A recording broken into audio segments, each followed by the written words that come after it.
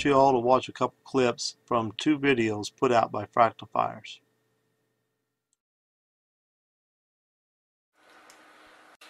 Jeff, aka 1689 Baptist, says, pedophiles have no free will. Now, do you think I'm being sensational here? I don't think so. See this little phrase here? In case anyone gets confused, I do not believe in free will. You can't get more blunt about your beliefs than a statement like that. He is doing that which is un-American. He is doing that which is against the Constitution. You cannot have a just and free society without the belief in free will. It's part of the American Constitution in the First Amendment, as we see here. In the First Amendment of the U.S. Constitution, thus, the will of individuals is still left free. The abuse only of that free will is the object of legal punishment. That's the First Amendment of the U.S. Constitution.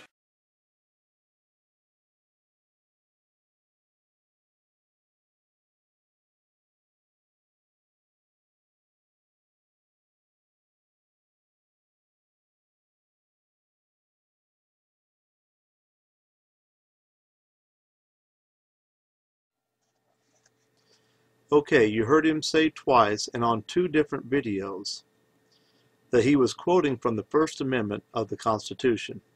That quote is not in the First Amendment, and I couldn't find it anywhere else in the Constitution either. I am open to correction if anyone knows where it's at.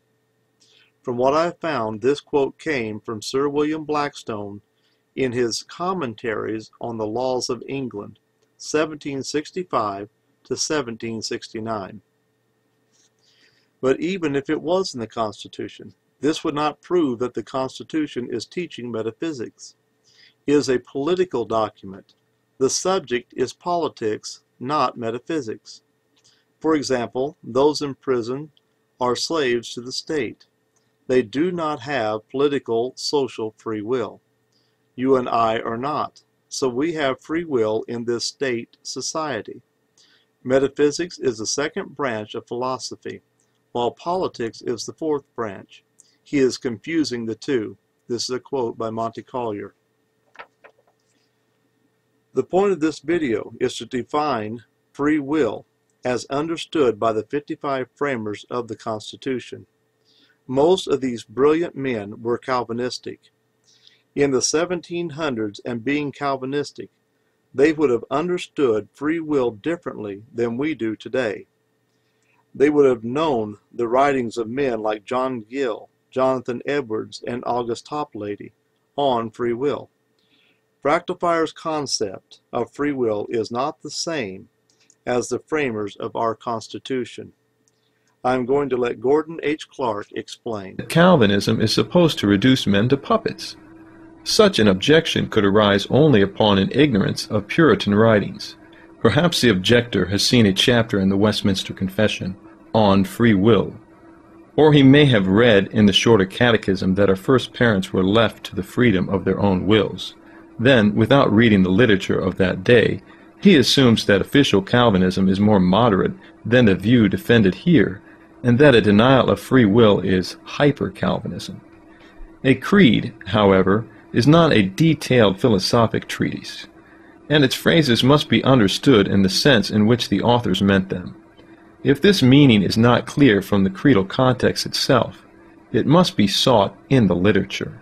Now, the Westminster Confession indeed speaks of the natural liberty of man's will. The first paragraph of chapter 9 is, quote, God has endued the will of man with that natural liberty that is neither forced nor, by any absolute necessity of nature, determined to good or evil. End of quote. These phrases could seem to be accommodations to the theory of free will, but they can seem so only because the meaning of the phrase absolute necessity of nature has been mistaken. The Reformation principle, a part of the standards of the Reformed Presbyterian Church, makes a clearer statement when it condemns as an error the view that man, quote, is necessarily impelled to choose or act as an unconscious machine, end of quote, Even the earlier 17th century phrases must have seemed unambiguous when they were written, for they were chosen against the background of a century of discussion. They are certainly to be taken in a sense consistent with the Confession's chapter on the divine decree. Here again, the Reformation principles is quite clear, for the immediately following error denounced is, quote, that he can will or act independently of the purpose or the providence of God. Quote, if the meaning of these phrases has been forgotten by some present-day writers, the remedy lies in reading the discussion of the 17th and 18th centuries. First, some material again from John Gill will be put in evidence. Gill is chosen particularly because he was not a Presbyterian. It needs to be recalled that these ideas were not limited to the Presbyterians. For Gill's extended context, see The Cause of God and Truth, Part 3. The actions of glorified saints, he says, are done in obedience to the will of God. These acts proceed from the saints freely, though their wills are immutably determined, so that they can never do otherwise. Sin is impossible in heaven. By these phrases, Gill shows that the term freely is consistent with immutable determinism. That action, he says again, which is voluntarily committed against the law of God, is blameworthy, though the will may be influenced and determined to it by the corruption of nature, because sin is no less sinful because man has so corrupted his way that he cannot do otherwise. Thus Gill connects responsibility with volition or will, but the will is not a free will because man cannot do otherwise. In opposing the materialistic philosophy of Thomas Hobbes, John Gill states that the question is whether all agents and events are predetermined extrinsically without their own concurrence in determination. The dispute with Mr. Hobbes, he continues, is not about the power of the will to do this or that, but about the natural liberty of the will. This line of argument makes the natural liberty of the will to consist in its freedom from extrinsic or materialistic causes. Hobbes, if anyone does, makes man a puppet because man's actions are completely determined by physico-chemical causes. This is, of course, one form of determinism, but it has never been Calvinistic determinism. And to charge against Calvinism what may no doubt be properly charged against Hobbes only shows ignorance of the Calvinistic position. More at length, John Gill says that the necessity we contend for, that the will of man lies under, is a necessity of immutability and infallibility with respect to the divine decrees, which have their necessary, unchangeable, and certain event, all which is consistent with the natural liberty of the will. We say that the will is free from a necessity of coaction and force, and from a physical necessity of nature, such as that by which the sun, moon, and stars move in their course. Although this has not been a continuous, verbatim quotation, the phraseology is Gill's, and as it is very instructive, it should be strictly noted. The natural liberty of the will consists in a freedom from physical necessity. Choice is not determined as the planetary motions are. Physical or mechanical determinism, expressible in differential equations, is applicable only to innate objects, but there is a psychological determinism that is not mechanical or mathematical. The Calvinist repudiates the former, but accepts the latter. Hence he may, without inconsistency, deny free will and yet speak of a natural liberty. Later on, when discussing Stoicism, Gill notes that Augustine did not care for the connotation of the term fate, but that he had no objection to the thing itself. And Gill adds, we agree with the Stoics when they assert that all things that happen are determined by God from eternity. Some of the Stoics were very careful to preserve the natural liberty of the will, as we are, for example. Crispius taught that the will was free from the necessity of motion. John Gill was a Baptist.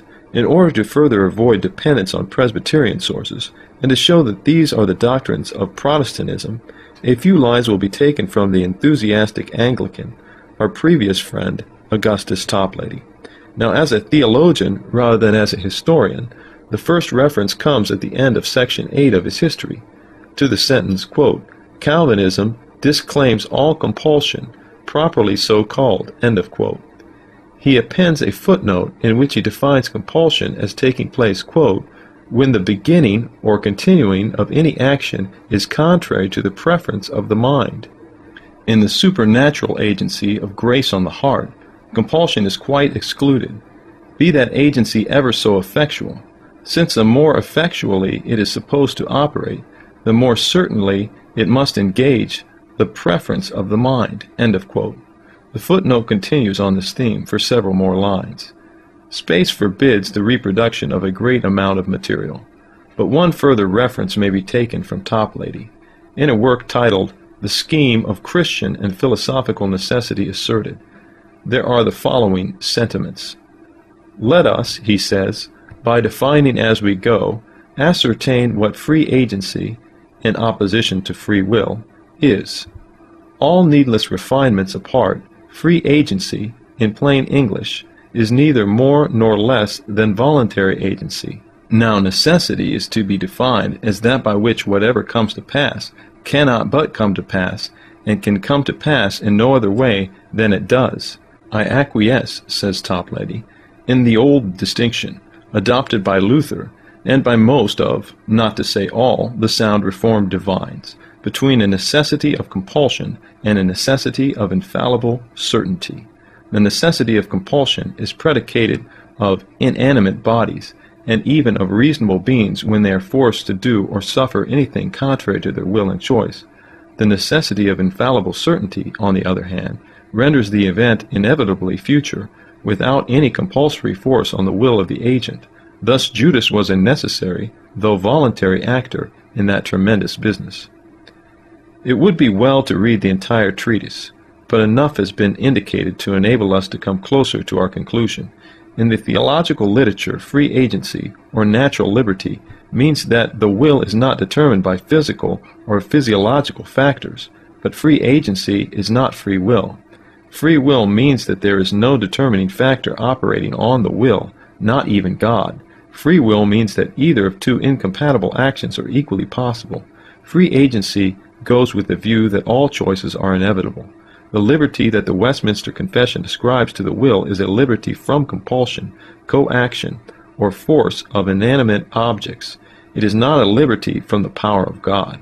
Perhaps the matter can be made clearer by stating, in other words, precisely what the question is.